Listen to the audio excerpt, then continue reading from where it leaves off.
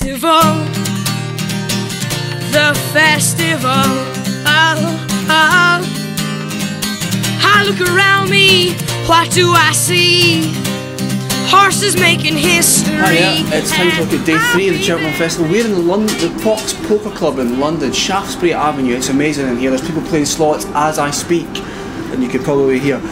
We're looking at the Ryanair now, Mick and Russ, and Pockland heads the market for that. Of course, he was second in the race last year, Mick, and he won that Vote EP Gold Cup in the middle of December at Cheltenham. He's got a big chance, isn't he? He has to have. If you're a stat man and you look through all the previous winners of the race, they're all horses that have had previous form over the trip at Cheltenham, and I think that is significant. But I just don't think Pockland represents a bit of value. I think he's a very unsexy horse. There's not that many people, I think, that are chasing him. So for me, I'll be looking elsewhere. All right. You mentioned earlier you saw Harry King working. Was he impressive? He walked at Doncaster. The only thing I would say about him is that I felt, for me, that I hoped he'd look better. He walked nicely. Ferdy Murphy, he's a man who does particularly well at the Cheltenham Festival. He's very keen on his chances, and you know, Harry King, he represents a bit of value. He's got a bit of form around Cheltenham, very narrowly beaten in the Arkle, stepping up in trip, ran a very good race behind Masterminded. I think he represents a bit of good each way value. Yeah, one of the highlights for me last year was Alberta's run win for Tony McCoy in the Ryanair. He's a bit of a dog of a horse, isn't he? He never seems to run the same race twice. Mick, any chance of winning next Thursday? I think a dog is a bit, you know, that's a bit harsh. For me, I think he's a horse that came into the race last year under the radar. A lot of people had dismissed him. He was a winner at the festival the previous year when winning the RSA Chase. I don't think he's in anywhere near as good a form this year. He was pulled up in his last run. He suffered a very heavy fall at Ascot, and for me, just at this moment in time, I think Alberta's run is one to swerve, even though I backed him last year 14 to 1. Yeah, wow, lucky you. Mick, Ross rather, Ryanair betting, please. Yeah, good betting race, guys. Definitely take on board there Mick's point of view of Pockland, an unsexy horse, solid performer in this race though, and obviously Paul Nicholls has been fairly bullish about the horse's chances in the run up to the contest. 7-2 favourites at the moment. Summersby again, we're talking about running plans and whether Henrietta Knight, where she's going to put the horse. 9-2, 5-1 Tranquil Sea, not mentioned there. Very solid performer again, and many Irish previews have put that up as a good thing in this particular race. And Kalahari King, the one I like as well, Donna Mick Fitzgerald has just pointed us out to there. A spring horse just starting to come good now, a 6-1 chance. Well, again, guys, we've said it before, wide open, but at the moment, Pockland a solid favourite, although not really a spectacular type of horse. No, perhaps not. Let's move on to the World Hurdle then. The headline race of day 3, and it's all about this, isn't it? Big bucks or not on Thursday. Big bucks. Winner of course in 2009, winner in 2010. He's won his last 10 races. Is he bomb-proof, Mick? I don't know about bomb-proof, but he's a very good horse. He's the best of what's around, and you know, a lot of people are making this up to be a 2-horse race. Let's not forget they did that with the Gold Cup last year, and they got burnt with Imperial Commander dipping underneath the radar. For me, I think I love big bucks. I'm a huge fan of his. Every time you think you're going to beat him, he pulls out a bit more.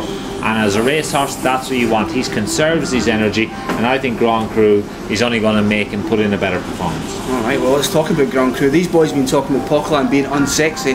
There was everything sexy about Grand Cru's win in January. Was that the most impressive performance of the year? For me, it was. Was it for you, Mick? I think it was, but you know, again, the worry I'd have with him is he's a free-going sort, and unless they go flat out in a race like the World Hurdle, I think he'll be too keen at the back against inferior opposition to big bucks like it was last time.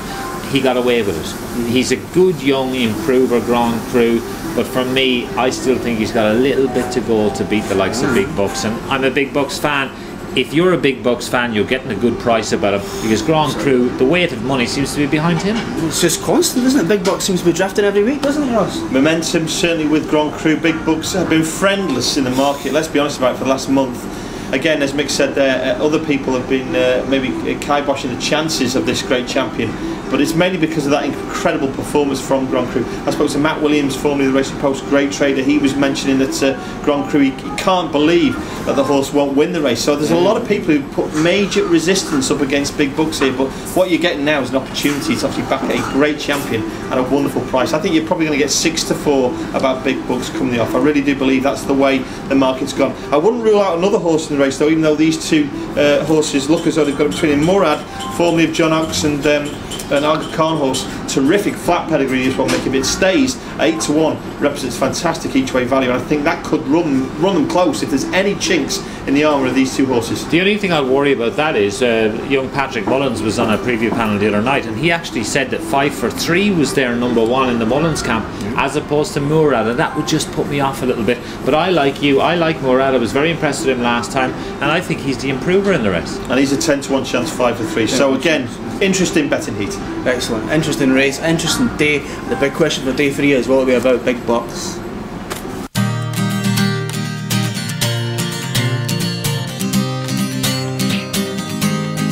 You got 4 days, one way to get my heart racing. All roads I see lead to you. You gotta look up, stand down, so everyone can hear it out loud, 'cause you're proud.